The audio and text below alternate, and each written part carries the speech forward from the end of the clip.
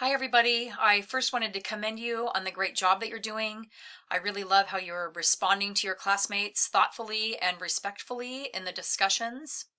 This week we started our book, Fahrenheit 451, and it's a tough book. And this class is designed so that the first two modules that you do the books, 5 and 6, we only focus on the first section of the book.